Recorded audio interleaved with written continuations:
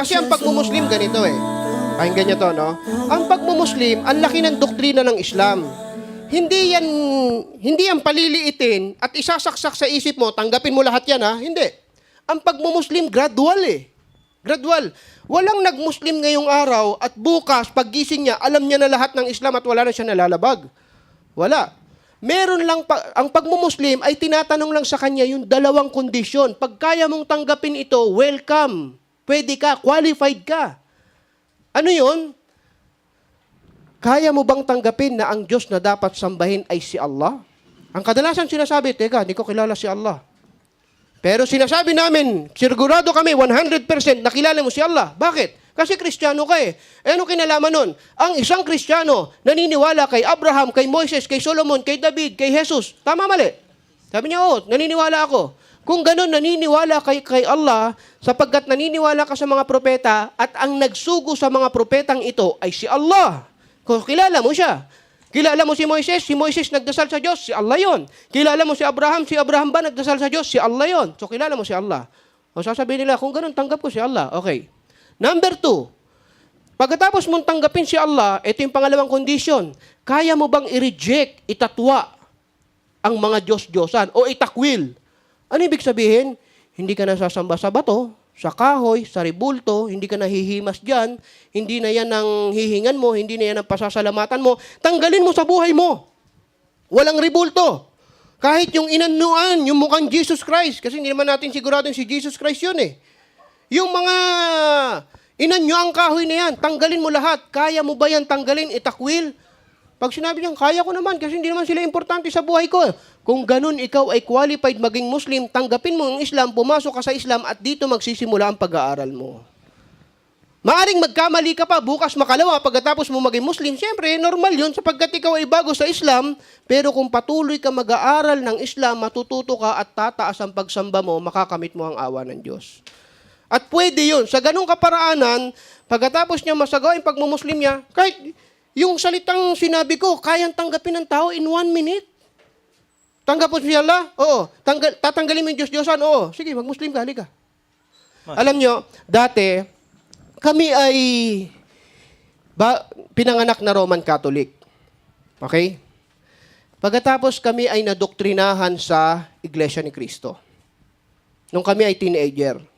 Yung tiyuhin ko, yung kapatid ko, yung aking mga kamag-anak, lahat sila nabautismuhan. Ako hindi. Sa Iglesia ni Cristo, ha? Bakit? Pasintabi sa Iglesia ni Cristo, pero nag-uusap kasi tayo dito ng katotohanan. Kasi doon, kailangan mong kumpletuhin ang pagsamba. Kung di ako nagkakamali, 16 times yata yun na itataob mo yung tarheta mo sa kapilya. Ngayon, kailangan doon consistent. Pag halimbawa, 12 ka na at pumalya ka ng 13, back to 0 ka na naman. Eh, mga kapatid ko, tiyuhin ko, na kumpleto nila kaagad. Ako na lang hindi na lulublob sa swimming pool.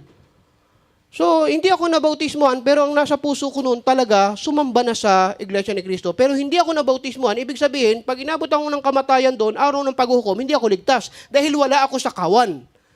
Nung nag-aaral ako ng Islam, kinukumpara ko lang, dito pala sa Islam, napakadaling pumasok sa relyong ito. Bakit? Alam niyo ba, sa Saudi Arabia, number 1 cause of accident ay yung sa highway, car accident. Sa mga galing Saudi Arabia, alam nila to. Pag maa-aksidente, psychologically speaking, pag maa-aksidente ka sa sasakyan, sobrang bilis na sasakyan, may bago tumama sa aksidente yung iyong sinasakyang sasakyan, bumabagal ang mga bagay-bagay. Kaya ang husay ng mga direktor eh, pag gusto nila pabagalin yung eksena eh, pati yung patak ng tubig naririnig.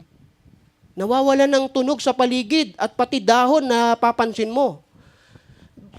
Pag maa-aksidente, psychologically, mabilis ang sasakyan at makikita mo na tatama ka sa truck. Pakinggan nyo. Nung makikita mo tatama ka sa truck at kayo'y wala nang liligtasan, bumabagal yung sandali na yon at magkakaroon ka ng pag-iisip o uliran. Kahit yung segundo na yon, sabihin natin 1 seconds, sinabi mo, Diyos ko, tinatanggap kita. Nagbago ka dun sa oras na yon. Diyos ko, ikaw lang ang Diyos na dapat sambahin. At tinatakwil ko ang lahat ng Diyos-Diyosan. Segundo na lang, sinabi mo yon. tatanggapin ka ng Diyos na umanib ka sa kanyang reliyon. Hindi mo kailangan 16 na doktrina, na konteksto, kung ano-anong, basta doon sa oras na yon, tinanggap mo.